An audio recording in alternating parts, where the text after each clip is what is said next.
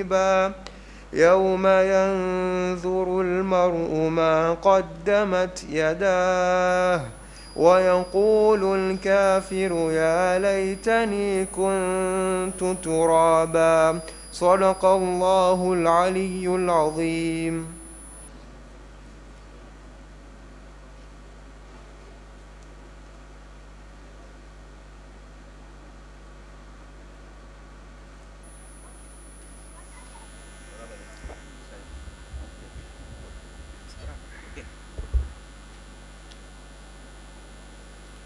मोहम्मद व आले मोहम्मद सलवात।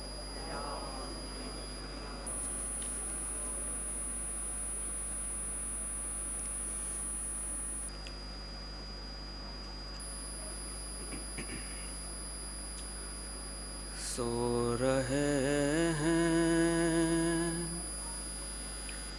सब मेरे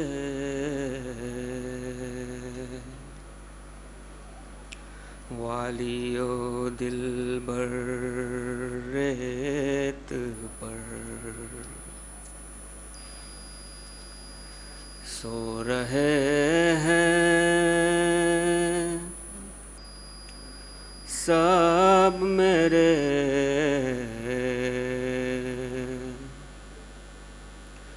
वालियो दिलबर रेत पर माएँ बैठी ही रहेंगी जिंदगी भर रेत पर माएँ बैठी ही रहेंगी जिंदगी भर रेत पर सो रहे हैं सब मेरे वालियो दिलबर रेत पर होती चादर साया करती हाय कितनी धूप है होती चादर साया करती हाय कितनी धूप है सो रहा है अब्बास मेरा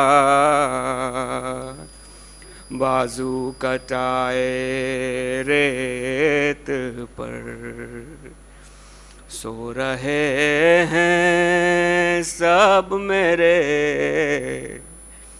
वालियो दिलबर रेत पर झूला तेरा जल गया तो क्या हुआ ऐ मेरे लाल झूला तेरा जल गया तो क्या हुआ ऐ मेरे लाल लोरियां दूंगी तुझे आ जालिता कर रेत पर सो रहे हैं सब मेरे वालियो दिलबर रेत पर बाप के सीने पे सर रख कर जिसे आती होनी बाप के सीने पे सर रख कर जिसे आती होनी कैसे सोए शाह की नन्ही दुखतर रेत पर सो रहे हैं सब मेरे वालियो दिल बर रेत पर। सूखे गर्दन पे छुरी जब जुल्म जालिम ने किया, सूखे गर्दन पे छुरी जब जुल्म जालिम ने किया, नो के नेज़ा ज़िक्र अल्लाह बीबियाँ सब रेत पर। सो रहे हैं सब मेरे वालियो दिल बर रेत पर। होंगी आसान मुश्किलें और ज़ियारते शबीर भी, होंगी आसान मुश्किलें और ज़ियारते शबीर भी। ये दुआ है हम शियों की मुसल्ला बिछा कर रेत पर। सो रहे हैं सब मेरे वालियो दिल बर रेत पर। सो रहे हैं सब मेरे वालियों दिल बर रेत पर। माएँ बैठी ही रहेंगी जिंदगी बर रेत पर। मोहम्मद वाले Mohammad सलवात।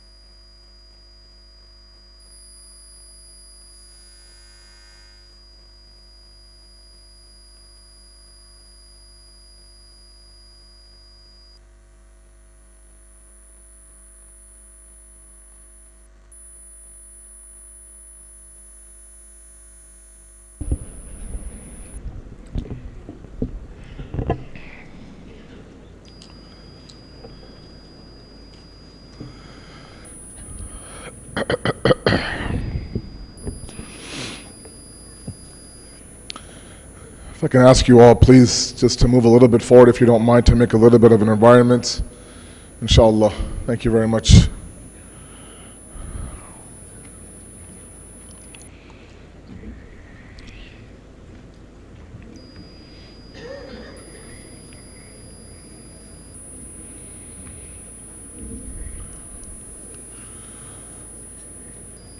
As this is my last lecture here in Dar es Salaam, the day that all of you were praying for, I wanted to express my gratitude to my host, who I was very comfortable in staying, and they made sure, the entire family, that I was very comfortable where I was staying.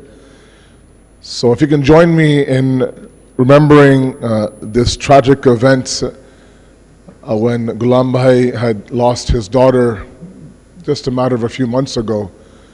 If you can please join me in reciting a Surah Fatiha, inshallah, for your marhumin, for mine, for the Shohada, and for Marhuma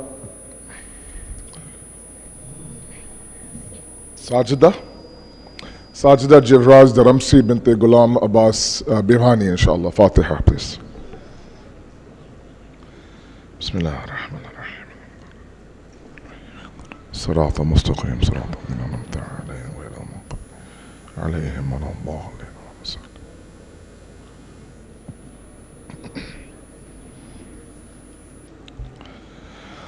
أعوذ بالله من الشيطان الرجيم بسم الله الرحمن الرحيم الحمد لله الذي لا يبلغ مدحته القائلون ولا يحصي نعماءه العادون ولا يؤدي حقه المجتهدون الذي لا يدركه بعد الحمم ولا يناله غوص الفطن ثم الصلاة والسلام على أشرف الأنبياء والمرسلين حبيب قلوبنا وطبيب نفوسنا وشفيع ذنوبنا سيدنا ومولانا أبي القاسم محمد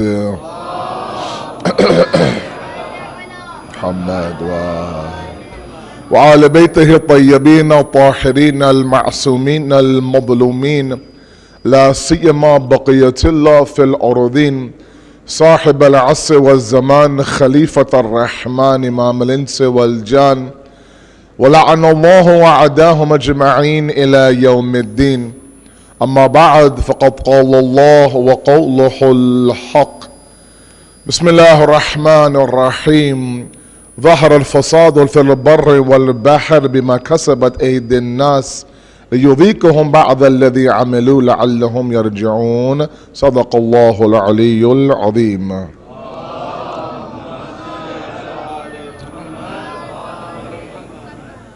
Our attempt since day number 1 with all of you in this first 10 days or 11 days of Muharram was to introduce a lifestyle, some clarity and some focus in our lives, and not to simply follow the norm as it is, but stop and contemplate and be conscious of how we're living our life. We've spoken about minimalism now for the past 10 to 11 nights, and doing my best to exhaust the topic to the best of my ability. I'm grateful for your patience. I'm grateful for you coming along with me on this journey. And tonight, I wanted to speak a little bit about a few practical steps that we can take in our life to begin this process. You see, it's one thing to be enlightened, either by subject matter or by content or by lectures. It's one thing now to take that enlightenment and convert it to reformation.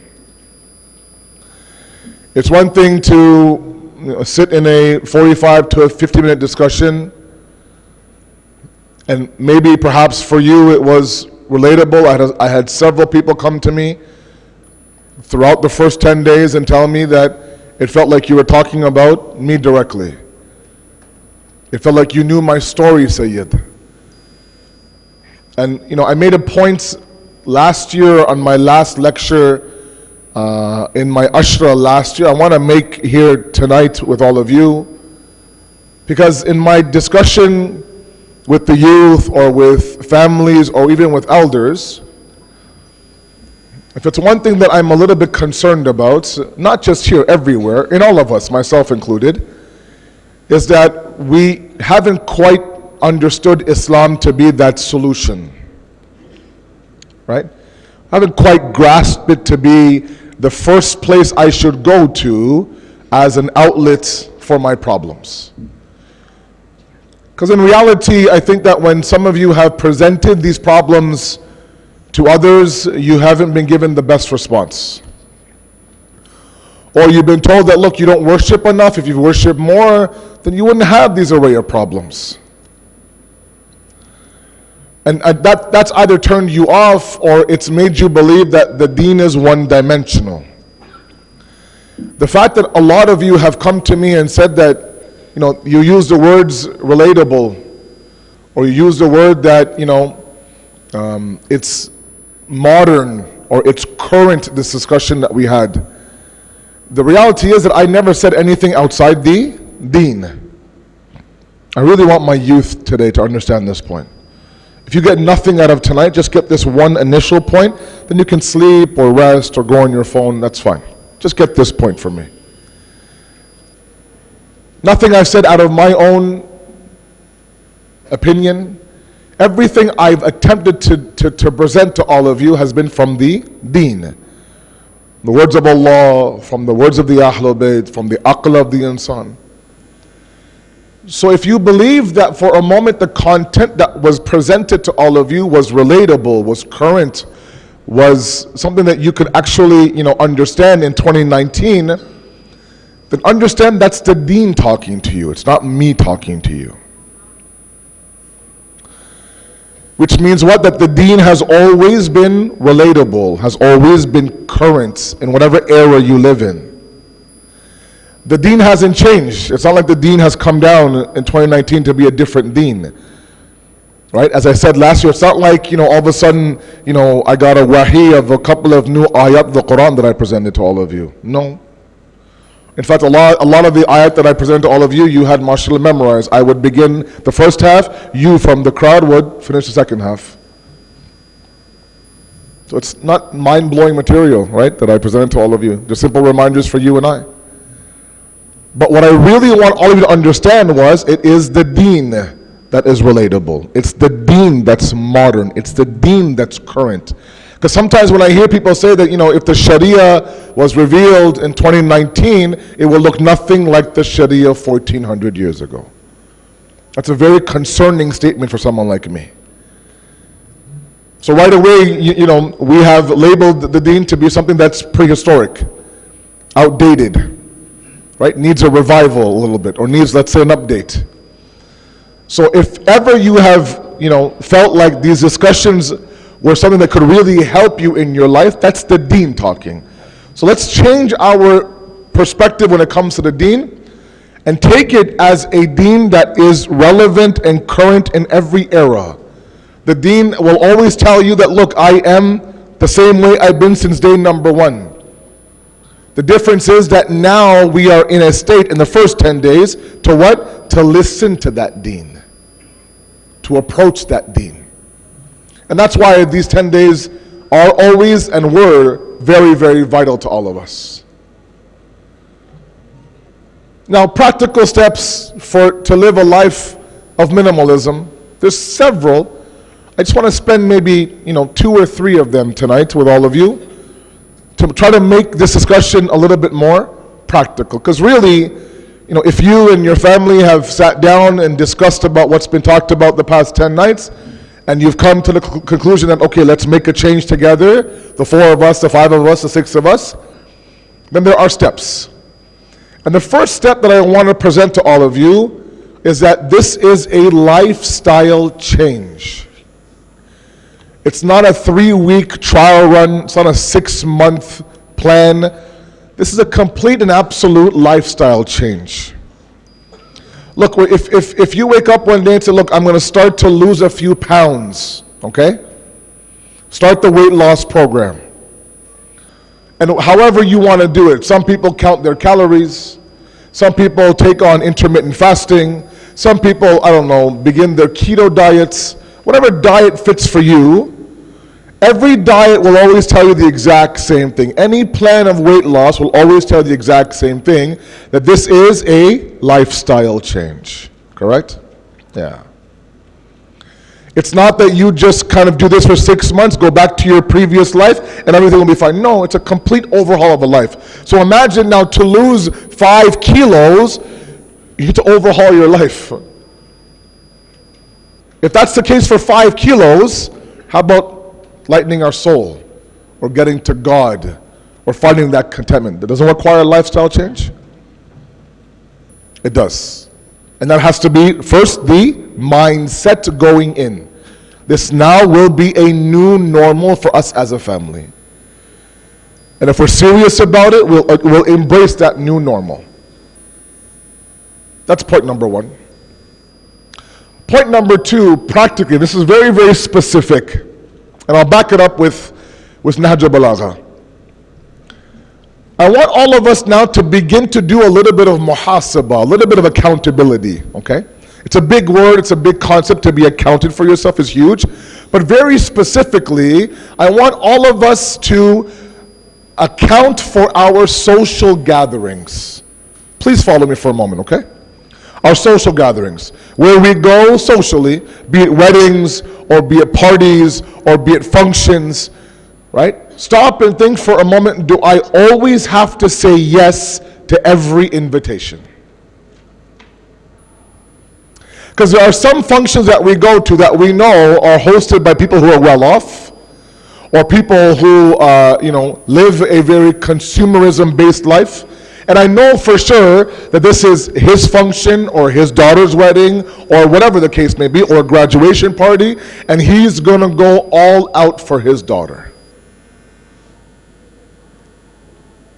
And I am trying to live a life of minimalism.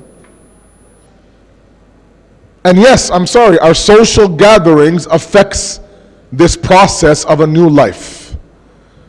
As it is, we should be very careful with where we go, especially take our children. In Nahj al-Balagha, letter number 45, very famous letter that Imam Ali alayhi salatu wassalam, Allahumma salli ala. He writes to Uthman ibn Hunayf.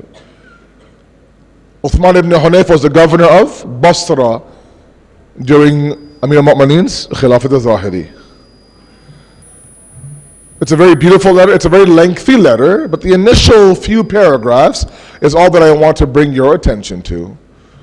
The story says that Uthman ibn Hunayf was invited by some very, very well-off individuals in Basra.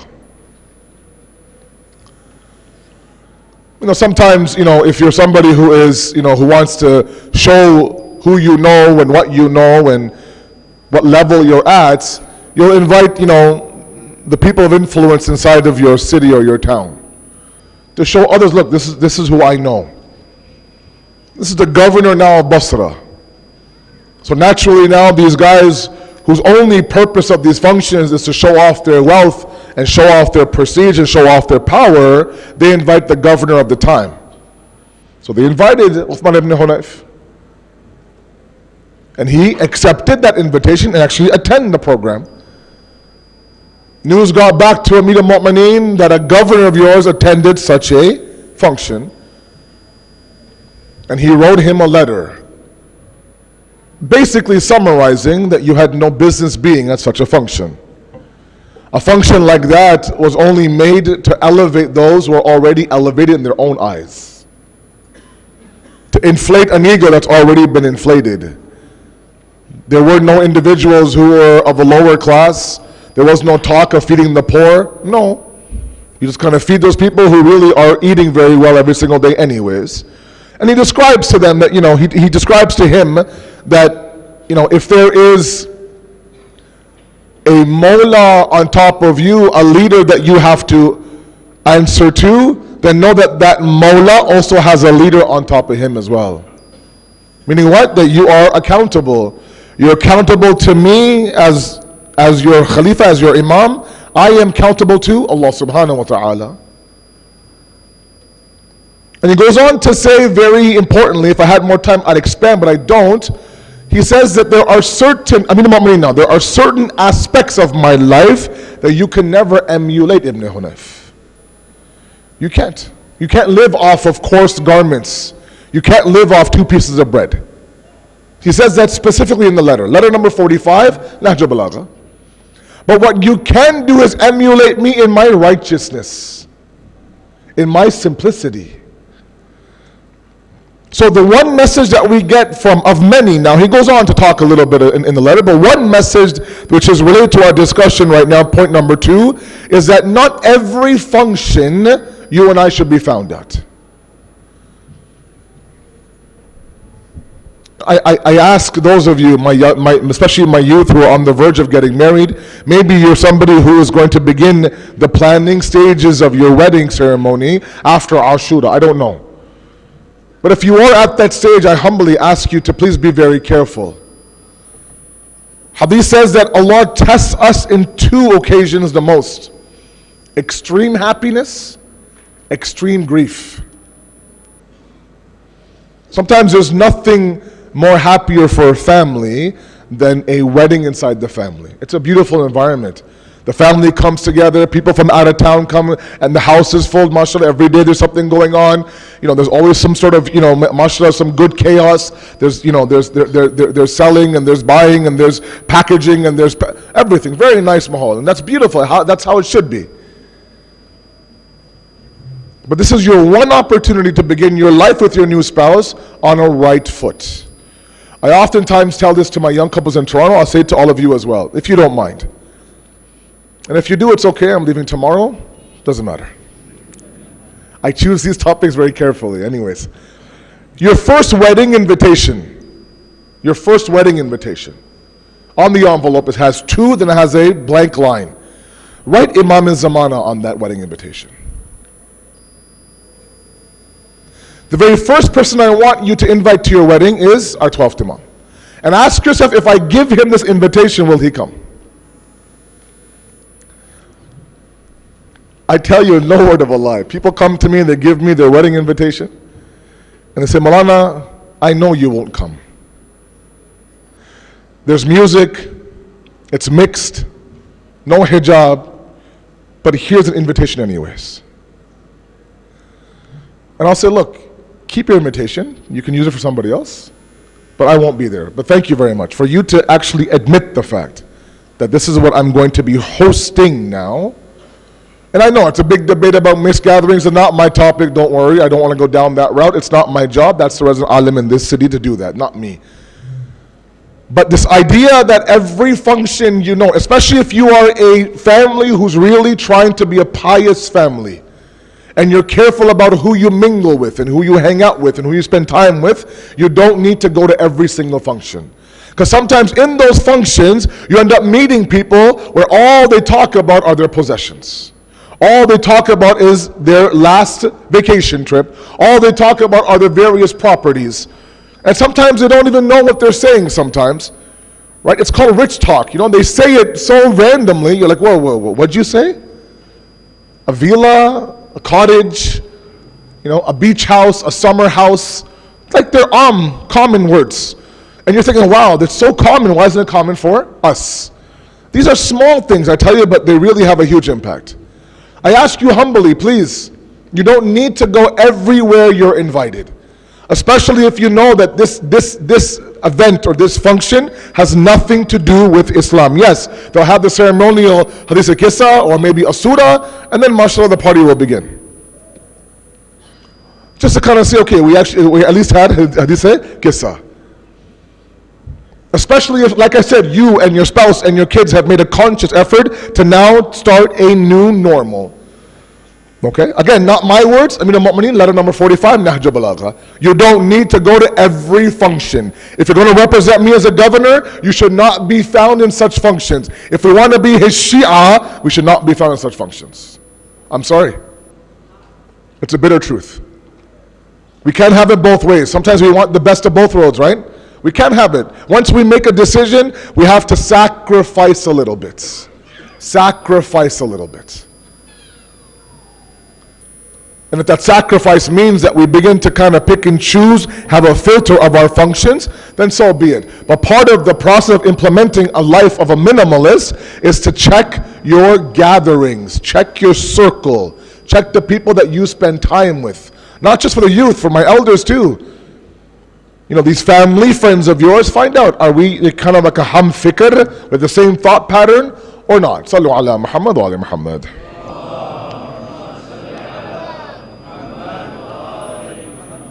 Point number 3 I want to talk about is gratitude. Okay? Thankfulness. It's a huge topic again. The power of gratitude is something the West is really kind of, really pushing nowadays.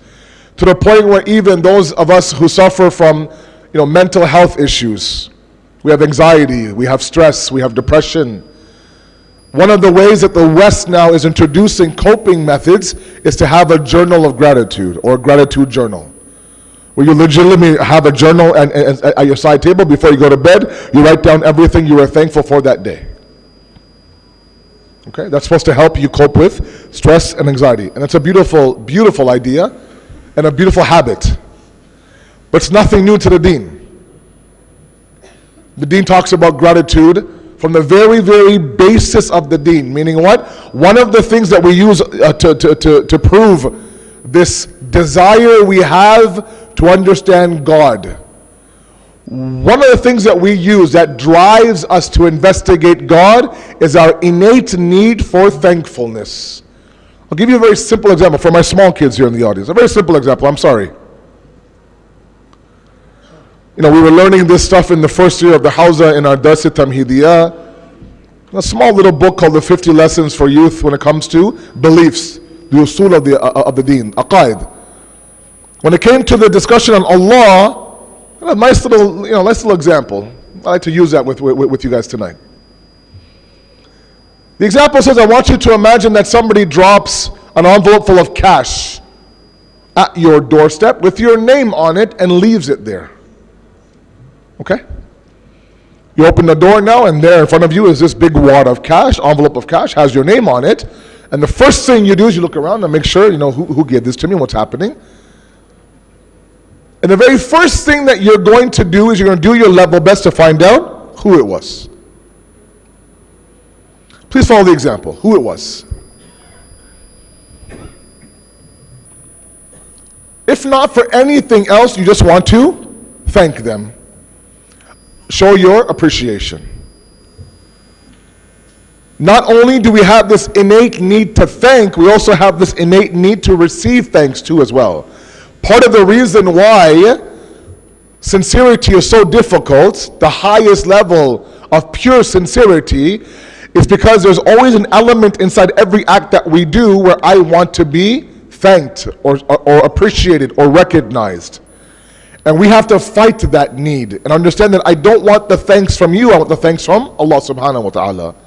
But inside the discussion on aqaid and khuda shanasi and understanding God, this example is often used. So we will go to the ends of the earth to find out who could have possibly dropped off a wad of cash at my door. Maybe it was him, maybe it was her. So you call your friends, you call your family. You do everything you can just to thank them. Now I want you to imagine someone calls you and says, look, that wad of cash that you have, I'll triple that wad of cash if you give me your right arm, for example. If you give me sight out of one eye. If you give me your sense of hearing. Triple the amount of cash, meaning you're set for life. Nobody in this room would be willing to make that deal at all. So we are, bending over backwards to thank somebody for a wad of cash. But one thing that is not negotiable, meaning our senses, our limbs, our inhale, our exhale, we're not bending over backwards to thank them or not. We are. And innately we're looking for that entity that provided us with all these huge blessings, leading us towards God. So gratitude actually is a bridge and a path to where? To God. Gratitude also makes you realize how much you have.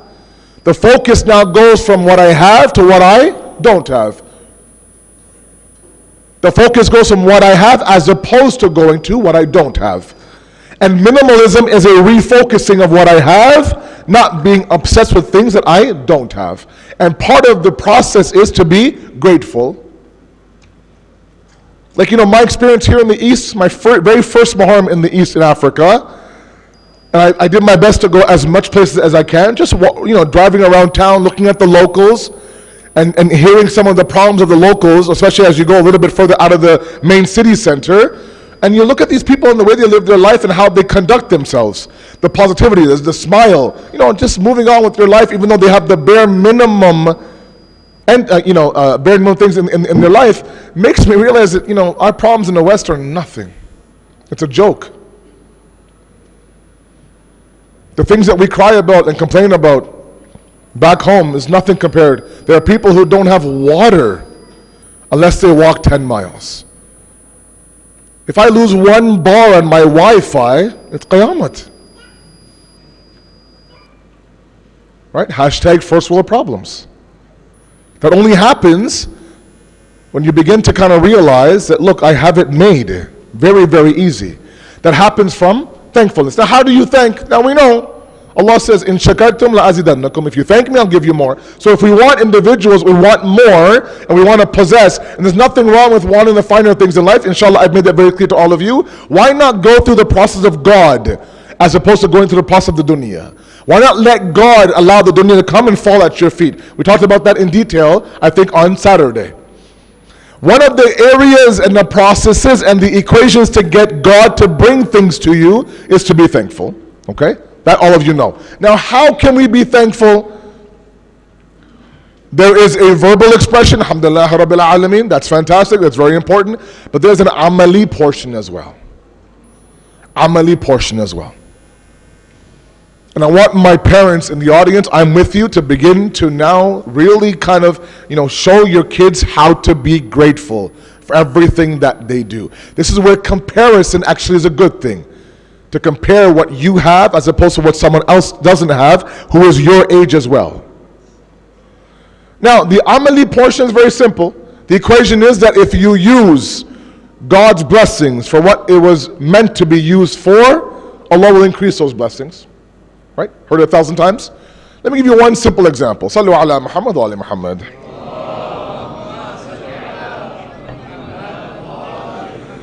Now I want you to imagine, it's an example I used before in Toronto. I want you to imagine that a friend of yours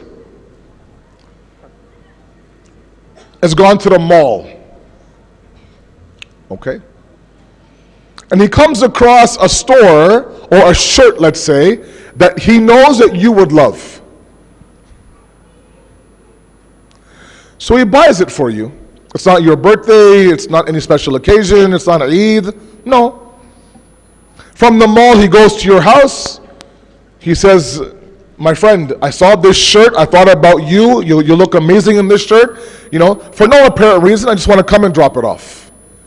You're like, oh my God, thank you so much. So sweet of you, so nice of you. What a true friend you are, what a true brother you are. You really, really, really are thankful. You cannot stop verbally thanking him.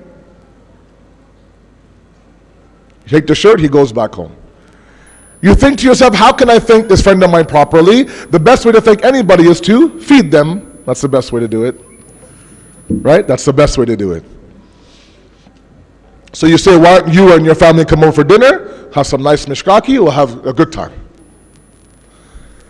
Come around 7 o'clock. Okay? He arrives at 6:30, half an hour early. He comes in, you're not quite ready for him, but it's okay, he's a good friend, you'll come on in. And he sees that your son is busy what? Dusting off the table. And you look inside the hand of that son that's dusting the table, and you see that that's the shirt that I bought him last week.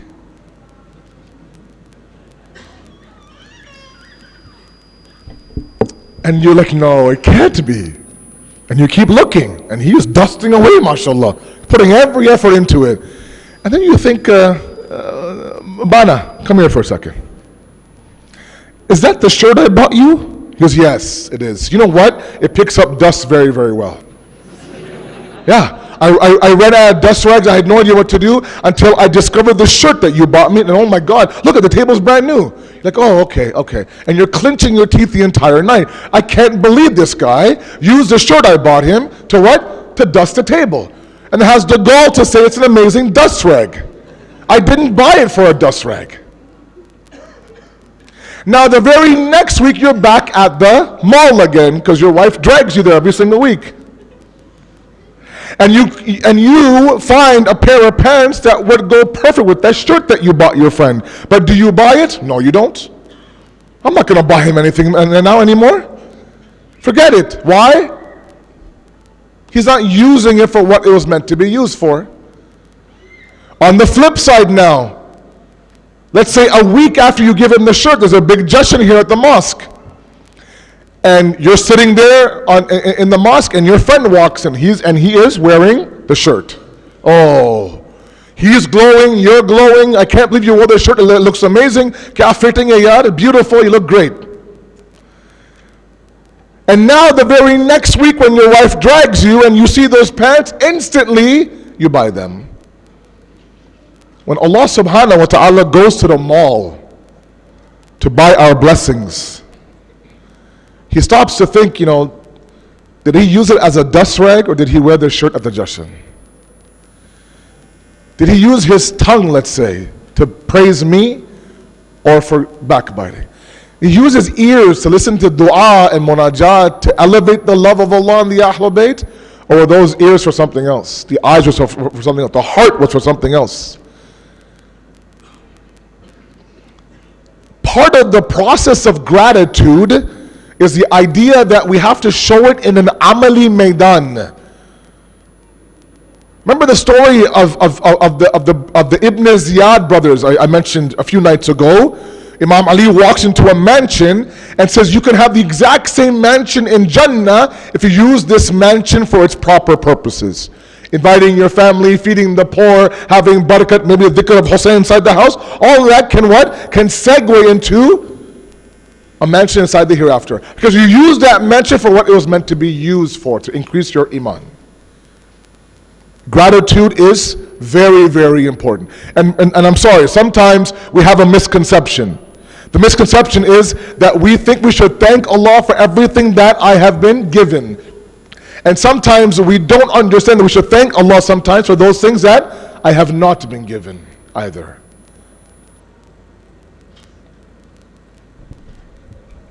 I thank Allah for every difficulty, every test.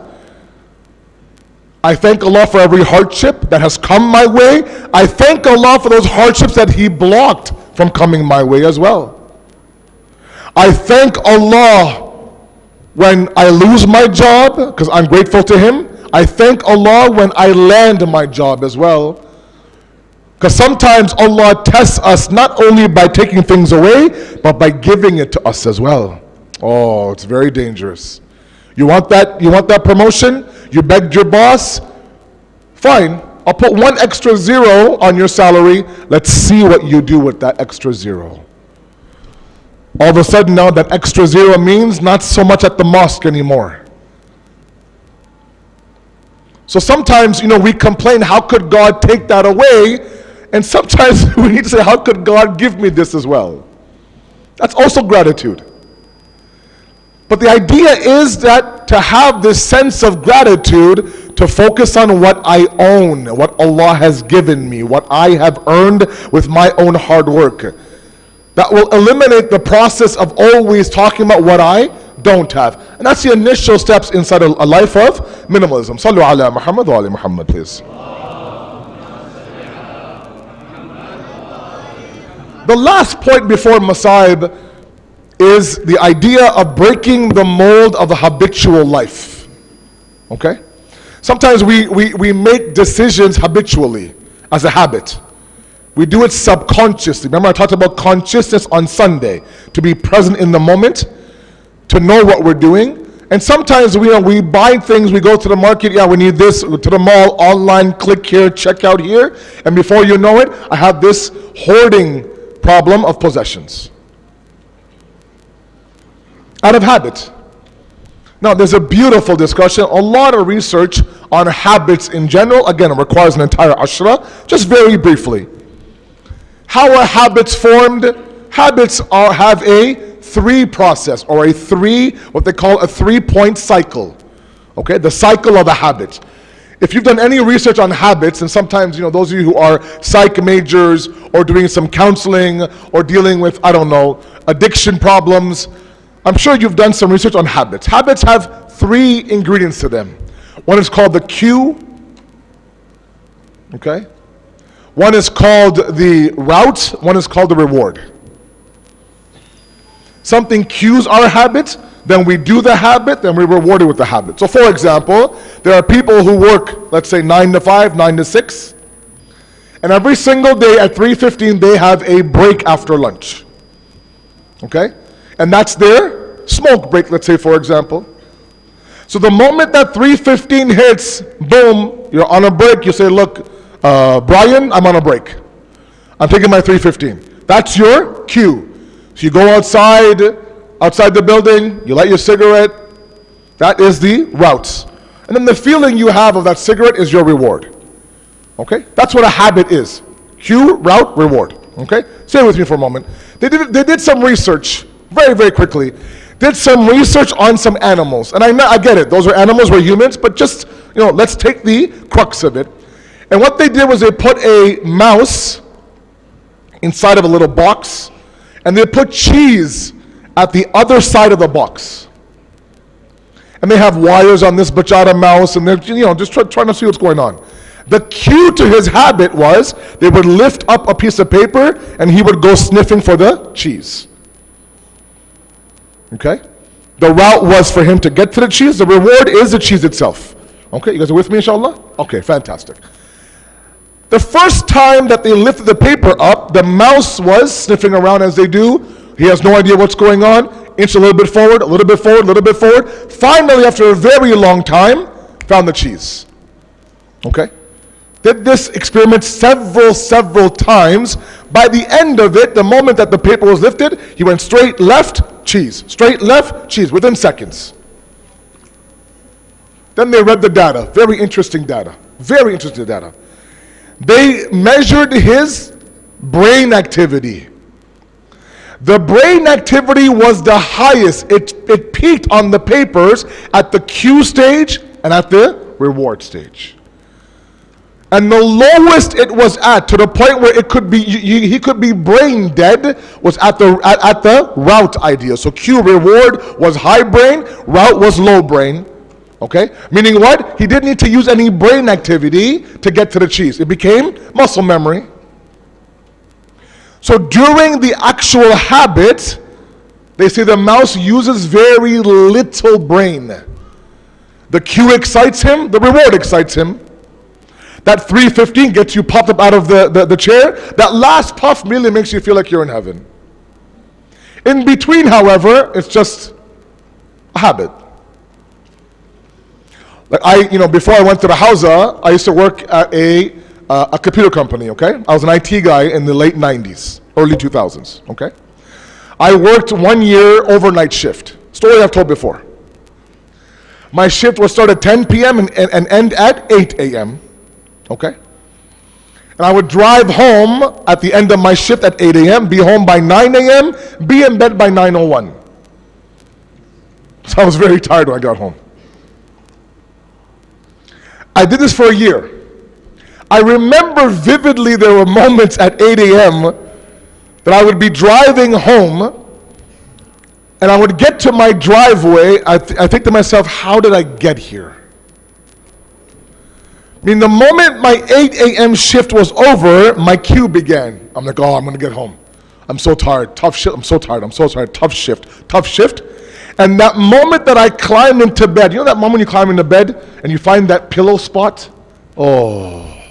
You toss, you turn, you finally, you sink, you're like, Ya Allah. Right? And then your kid comes in and says, Baba, are you sleeping? Yes, I was sleeping. Yes. I was sleeping. That's okay though. What can I do? In between, however, I don't remember even driving home sometimes. It's very dangerous. But I got home. I made a left, I made a right, I went south, I got home. Meaning what? There was zero brain. I could have been asleep for all it matters. There was no brain activity. The scary part is when we engulf ourselves in habit, that's what happens. There's zero consciousness. Legitimately no brain activity inside of our brain. Right? Think about sometimes our salat. Why is it that people like me, Allahu Akbar, that's my cue? Great. And then my brain shuts off. Until what? Assalamu alaikum wa rahmatullahi wa barakatuh. Meaning my brain for salat shuts off. Everything else it's on, but not for salat. Why? It's a habit. It's a habit. And it should be a habit, but a conscious one. My point is that sometimes when we are living this life of consumerism, we don't even know we're doing it. Right? We do it as a habit. And because the brain activity is so low, I'm not conscious of it. Right? So the first thing that I want all of us to do is to examine our habits. What do I do habitually? And begin to kind of change that inside the entire family. Because having zero brain activity is in essence, you being ghafil. And ghaflat is a disease of the soul. Right? Imam Ali calls it the sleep of the heart, ghaflat. It's called heedlessness, not giving importance to something you should give importance to. For example, there are people who sit in a majlis and they're wowed by the Maulana. Kya baat hai yaar, maza aaya aaj majlis mein. Beautiful. Beautiful points. Or a youth sits here and says, you know what, I'm going to begin to change myself now. That's it. Wallahi, from tomorrow it's going to be a new me. And you get up from the majlis, you go downstairs, you grab your mandazi, you head home, and everything is forgotten. You wake up in the morning, I have to go to school, I have my assignment, I have my exams, everything else. You come back the same night, same process happened. We're wowed for 2 seconds, that's called heedlessness. It's called ghafla. Okay? It's a big discussion. The Quran talks about those who are ghafil, those who are not conscious, and talks about those people who are the motivation behind the hellfire. Last point, then Masad. وَلَقَدْ ذَرَأْنَا لِجَهَنَّمَ الْكَثِيرَ مِنَ الْجِنِّ وَالْإِنسِ. Again, these are verses that a lot of you have memorized. But look at it through this lens now. لَهُمْ قَلُوبًا لَا يَفْقَهُونَ بِهَا وَلَهُمْ أَعْيُنٌ لَا يُبْصِرُونَ بِهَا وَلَهُمْ آذَانٌ لَا يَسْمَعُونَ بِهَا أُولَٰئِكَ كَالْأَنْعَامِ بَلْ هُمْ أَضَلُّ أُولَٰئِكَ هُمُ الْغَافِلُونَ. Okay? From the men and the jinn who will be in the hellfire, they have 3 qualities. They have hearts, but nothing goes inside those hearts. It's all surface level. They have eyes. They can look at things, they can't see things. They have ears. They can hear things, they can't listen to anything. They're just like cattle, cows. Very specific imagery in the Quran. Balhum adal, they're worse than that. They're amongst the heedless ones. Why cows? Very quickly, and then Masad. I live north of the city in Toronto. That's where I live. If you travel a little bit north, there comes a moment where, inshallah, when you come to Toronto, you come to my house, you go north on a certain road. After a while, it's all farmland. Okay? It's all farmland. And I pass by cows almost every day on my way home from the center. It's beautiful. It really is beautiful. If you look at how the cow operates, it's not my topic, don't worry. But if you look at how the cow operates, every other animal, it seems, reacts to its surroundings. Okay? If you shoot a gun in the air, the birds will fly off. If you honk your horn loud enough, right, a dog might jump. A raccoon might not cross the road. A squirrel might do something. Every animal seems like it reacts to something around it, except for the cow. Kuch bhi nahi karta wo. He does nothing. You can drive 80, 100 miles an hour past the guy's head, he won't move from where he is. He really won't. He'll be munching on the grass. You know, you can scream in his ear, you can shoot a gun in the air, you can honk the horn, you can even tip him over. He'll tip just like that state. He won't move at all. Nothing. No matter what happens around him, nothing will affect him. The Quran says people who are ghafil are just like these cows. Doesn't matter what you do, how much you say, how much you warn them, nothing will happen. Nothing will enter. That's what happens when we are what? Not conscious of what's happening. Right? That habit drops to a level where we are brain dead. We're still going through the motions, right? So I ask you to please protect yourself and your family from that moment. So four steps. Okay, please. A lifestyle change. Watch what functions you go to. Gratitude. And what? And understanding our habits, inshallah. With that, inshallah, I pray for your success. Sallu ala Muhammad wa ala Muhammad.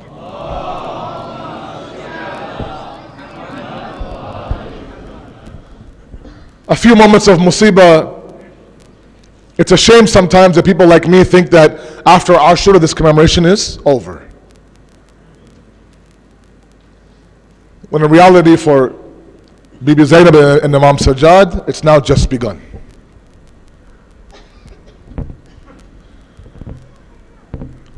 Many historians have said that what Bibi Zainab witnessed the entire movement of Karbala, hatta even Imam Hussein didn't witness.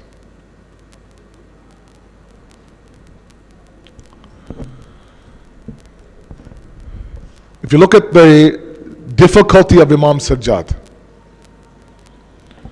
when he attempted now to defend his father before Asri Ashur, Imam Hussein said that your journey now will begin after Ashura towards Kufa and Sham.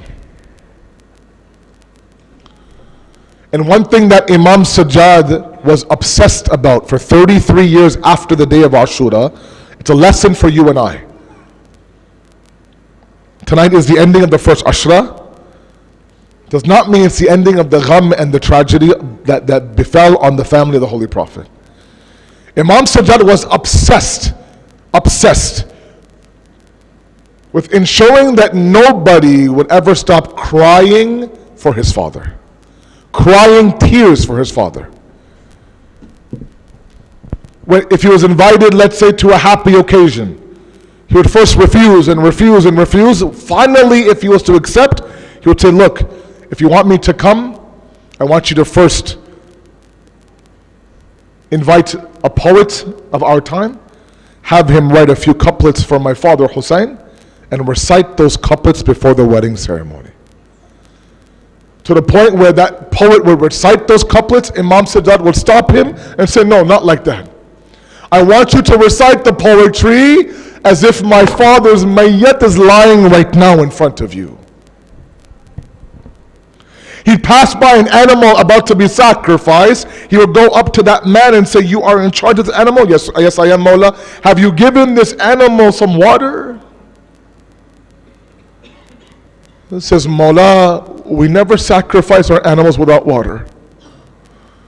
And he begins to cry uncontrollably. Why? He says that this animal is given at least water before he's sacrificed. My Muslim father was sacrificed thirsty and hungry on the plains of Karbala. When somebody would even complain to him, Mawla, bahut ho gaya, that's enough now. You've been crying for God knows how long. How much more are you going to cry? And he says very famously that you didn't do insaf with me. Nabi Yaqub and his son Nabi Yusuf were apart, some say for 40 years. Nabi Yaqub knew that Yusuf was alive, he just wasn't in front of him, and he cried until the whiteness of his eyes was gone. That's one son who's alive, just not in front of him. I lost 18 of my sons and my brothers in one day, in one afternoon, and you question my tears?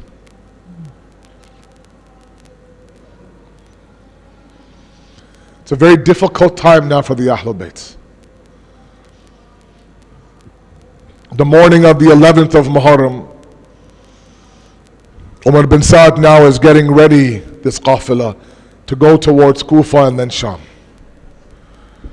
And the way that they had now mounted these individuals on the backs of camels, he would grab Imam Sajjad and he would put them on a saddleless camel. How difficult it is to ride for 5 minutes on an animal that doesn't have a saddle on it, let alone for what? For days. Chained up and shackled in the heat of the desert.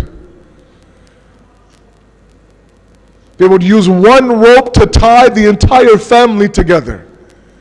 So either the young ones had to be yanked up to meet the height of the elders, or the elders had to drop down to meet the height of the young ones. But the most difficult moment that happened during this departure from Karbala was for Bibi Zainab. The same Zainab, very ajib story. My sisters look for a role model, she's your role model. When on the 2nd of Muharram, she heard that this place that they have stopped at is called Karbala, she summoned Imam Hussein. Says, Bhaiya, this is Karbala? Yes, it is. We've arrived to Karbala? Yes. She began to cry so much that she lost consciousness. Imam Hussein, when he woke her up, he had a talk with her. Said, look, Zainab, you have to take my mission forward. You're my sharik, you're my partner in this. You have to now find the inner strength now to move forward. When she heard Karbala, she passed out. But after that talk, I don't know what he said to her, but she found this inner strength that took her all the way back to Medina, to the point where 70 steps from where her brother was about to be killed, until Zainabiyah, she stood there, but she never lost consciousness. She had that strength inside of her. Now this Zainab plays the role of Hussein, getting everybody ready for that journey towards Kufa and Sham. And there comes a moment where Kulthum is standing there and Zainab is standing there. And Zainab says, Kulthum, I'll mount you on the camel. Says, no, Shahzadi, I'll mount you on the camel. Bibi Zainab leans forward, sticks out her hand, some say sticks out her knee. Kulthum now is mounted on the camel. And there on the plains of Karbala, Zainab stands there alone. The same Zainab in the 28th of Rajab, when they left Medina, the way that she exited the house, Ali Akbar was there, Qasim was there, Abbas was there, Awla Muhammad was there, Hussein was there, to the point where Ali Akbar himself would announce, please lower your eyes, the daughter of Fatima is about to exit her house. And when she came close to the horse, there were so many of her young Javan warriors there to mount her on the horse. If anything else, Imam Hussein came forward, says, Bahana, let me mount you on the horse. But that was Medina Zainab, this is Karbala now. And she stands there by herself. And for a moment the Maqta says that she looked towards the Maidan of Karbala. It doesn't say where she looked, but my heart tells me that she didn't look at Hussein or Ali Akbar or Muhammad. Her eyes went to the banks of Farat and would say, Abbas, your Zainab is standing here about to mount the horse and you're not here beside me. I never thought that day would come where I would have to do things by myself with you as my brother standing beside me. سيعلم الذين ظلموا أي منقلب ينقلبون إنا لله وإنا إليه راجعون. ماتم حسين.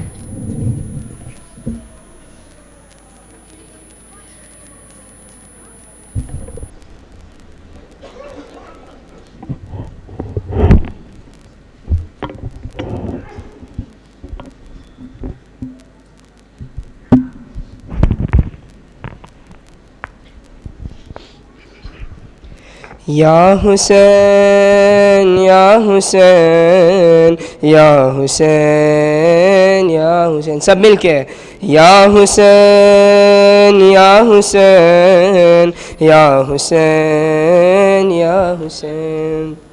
Baba, Baba, Baba ko jai, Baba, Baba, Baba ko jai, Baba, Baba, Baba ko jai, Baba, Baba, Baba ko jai. Karbala के सहरा में गूंजी सकीना की ये सदा, बाबा बाबा बाबा को जाई, बाबा बाबा बाबा को जाई। बाबा तमाचे खाती हूँ मैं, कुलगर सदमा सहता है, ख्वाब से आंसू बहते हैं और कानों से खून बहता है।